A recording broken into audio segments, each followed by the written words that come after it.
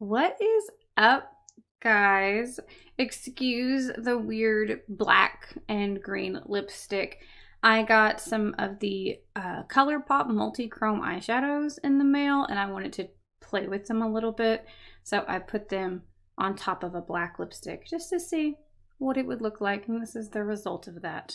Anyway, we are in lesson 2 of the JLPT N5 course. So last time we did the 10 numbers. I do have 10 more kanji for you today. Once again, I'm gonna have to get rid of my picture just because it covers up some of the words here, and I want to be out of the way in case you guys want to take a screenshot so that you can study this on your own at home. Compared to the first 10 numbers, this one has a lot more radicals. I'm not gonna do this with every single kanji, but I am gonna show you how you can use some of the radicals to help you remember the kanji. So just as an example, let's look at this one down here, which means gold. And the radicals that this has, it has an umbrella or a roof.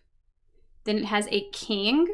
And then there are 2 drops next to the king, right? You got one on either side. So the way that I remember this is I think of a king who is relaxing underneath of an umbrella. You know, one of his servants is holding up an umbrella to keep the sun off of him. And next to him, he's got 2 bags of gold, right? He's the king. He's very wealthy. He keeps his gold close to him. So he's got his gold next to him. That's how I remember it. You can come up with your own story, whatever helps you to remember all of these pieces and what it looks like and helps you remember the meaning. If you've got the book, Remembering the Kanji, it also has several example stories. You can use the stories from that book or come up with your own. I recommend coming up with your own. Some of them are harder than others, but if you come up with your own story, your own way to remember it, you're more likely to actually remember it. So we do have a few more number words. 100, which is made of the kanji with 1 and then the kanji for white. You might remember this by thinking of like white light and thinking that the white light is made up of 100 colors. White light is made of the entire spectrum of colors that are moving at roughly the same speed. That could help you remember that one. Then you've got 1,000. 1,000 is got the number 10 with a really big drop on top. It's got one big drop. Then we've got 10,000, which is made of the kanji for 1. And then the radical meaning wrapped. Then we have this one. This is the symbol for Japanese money, the yen. We call it in English, but the N in Japanese. It also means round or circle. This is a nice straightforward kanji. When the kanji is read as N, it means like money. And when the kanji is read as maru or marui, it means circle or round. And then this is the one that we just talked about, which is gold. Then your next 5 kanji are based on time. We've got these 2, which don't have any radicals because they are radicals themselves. You're going to see both of these kanji in so many other kanji. In fact, there's one right here that has the sun in it. So they can mean the sun and the moon. They can also mean day and month. Then this kanji has a very unique shape in it. There are no other kanji that I know of that have this character at the bottom, this little triangle looking thing. It is unique to this character only. You will see this kanji so frequently that it is nearly impossible to forget what it means. So don't worry about this one too much. It is definitely a recurring kanji. You will see it all the time, but it means now. Now let's look at this one. This is the kanji for hour or time. A lot of kanji are made by taking full other kanji and putting them next to another kanji. So that would be what this one is doing. We've got the kanji for sun next to the kanji for temple. So just as another example for how you can use these radicals to remember the meanings. If you live in a Western country, you're probably more used to churches, but usually on the hour, these churches will ring a bell. But you could use the fact that during the sunlight hours, the temple rings the bell every hour to tell us the time. That's just one example of how you could remember the radicals used to remember not only the way the kanji looks, but also remember the meaning. Now, let's look at this one down here because sometimes the radical that's used changes shape just a little bit in the kanji. So here we have the kanji for enter, but notice that it's broken. It doesn't go all the way up. And then underneath we have the kanji for sword. This is kind of a weird kanji because it means like a part of something, which is why we're able to use it to mean minute, right? A minute is a part of an hour. But it also means to understand. It is the kanji used in wakaru, to understand. Usually when kanjis have different meanings, the meanings are similar to each other. Minute and part, that makes sense to me because again, a minute is a part of an hour. But I'm not sure how the word understand connects with that. Maybe you can come up with a way.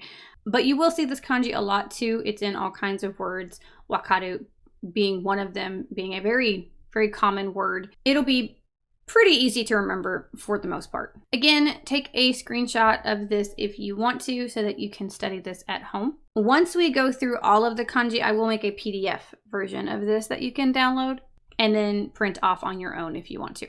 You now have 20 kanji characters under your belt. So let's talk about how these kanji can be put together to make words. Because as frustrating as kanji is, I know it's very intimidating. It seems like it's very difficult. It's also very logical. And it really adds a certain beauty to the language. I'm really fond of kanji.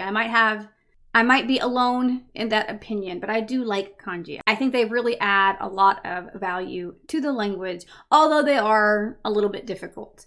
So let's look at a couple of examples. These are all words that are on the kanji sheet. So let's break them down and look at their meaning. So this word is encyclopedia. Encyclopedia in Japanese is made of the kanji 400. That's where that hya comes from, hya. Then we have this one. Ka is the only reading for this kanji. It can mean a section or a course study or a specialization in something. So it fits. We have 100 courses, 100 sections.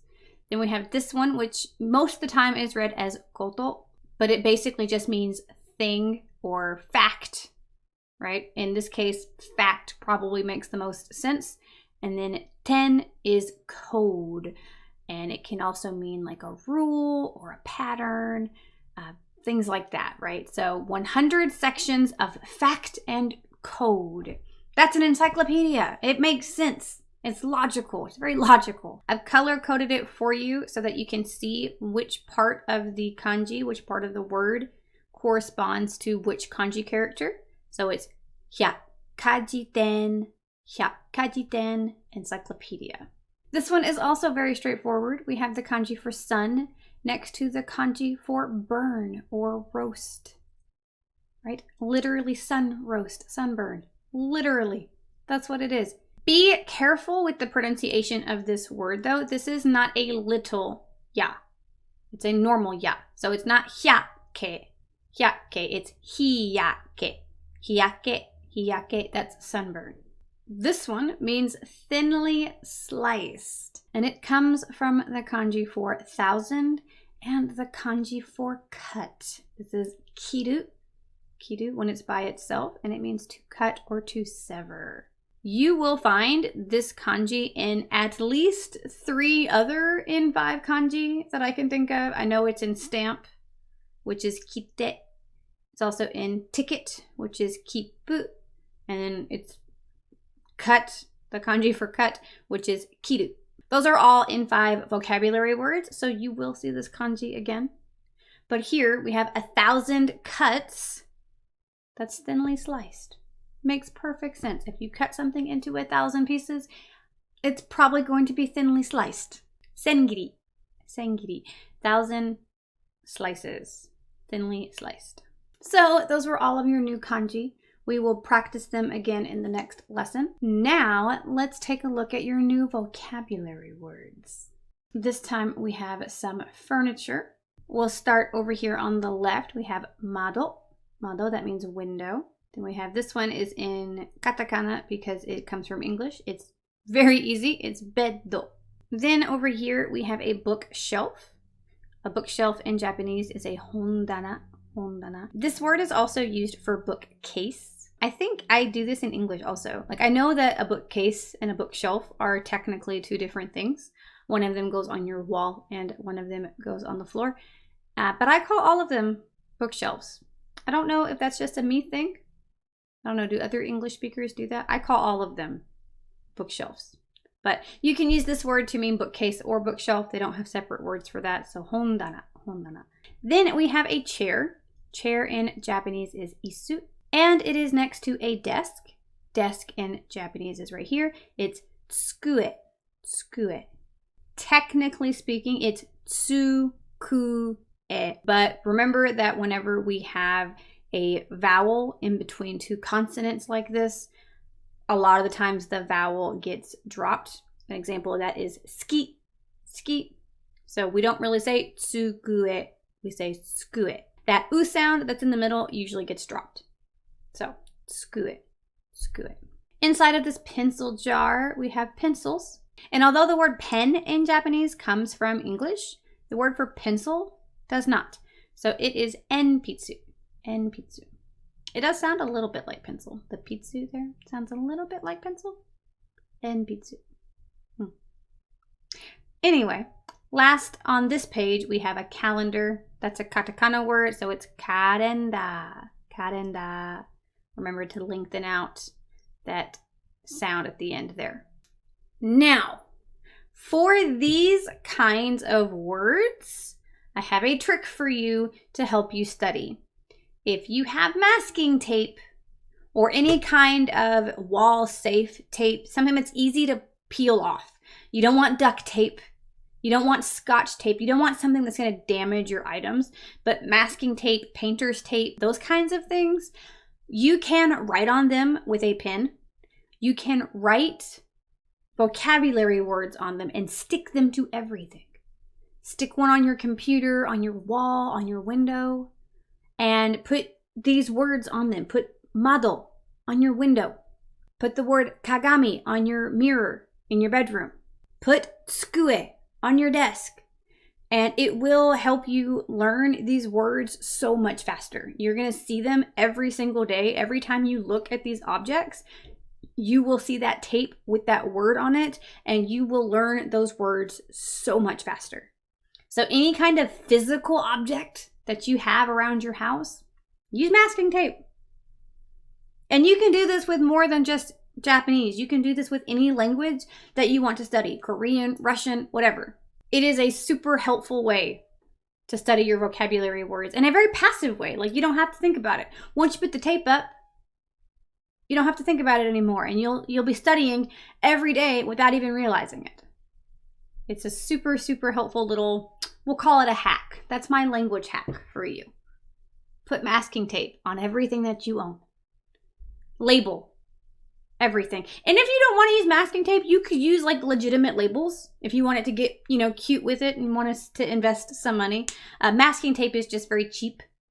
But if you want something that looks a little bit more aesthetically pleasing, you could do something nicer. You could get like stickers that you could, label, something like that. But masking tape is very cheap. It comes in lots of colors and it won't damage your items. They peel off very easy and you can stick them to pretty much anything. So there you go. There's your study hack from me. And now we have your last page of new vocabulary words. These are all closed.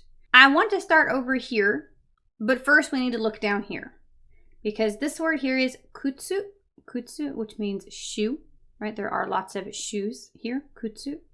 And then this word is sock. And if you look, it is the same kanji and it's the same word, kutsu, kutsu. But then it has this kanji, shita, which means down or under. So this is literally shoe under, shoes, socks.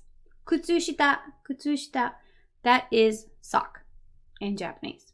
This one here is shatsu, shatsu. It means shirt. It's pretty straightforward. And it is exactly the same as the English word shirt, right? We can be more specific and we can say blouse or t-shirt or tank top, but we don't have to. They are all shirts. They are all in the category of shirts. It is the exact same in Japanese. I can be specific, and I could say blouse, or I could say t-shirt. But if I'm talking about just shirts in general, I can say shatsu. Shatsu is for any kind of shirt. It's just a generic term meaning shirt. Long sleeve, short sleeve, doesn't matter. Shirt, that's what it is. Then we have fuku. Fuku means clothes in general. So we are looking at a closet that is full of fuku. It's full of clothes. Then we have a purse or a bag. That's kaban. Kaban. We already talked about kutsu. And then up here we have boshi. Boshi. Remember to lengthen out that sound. Boshi. Boshi. That means hat. Then up here we have a business suit. Business suit in Japanese is seibiro. Seibiro. The last two come from English, so we have a skato. Skato. Once again, the u sound gets dropped here. Skato, which means skirt. Then finally, we have a sweater. And sweater in Japanese is seita. Seita. Both of them have to get lengthened. That's important.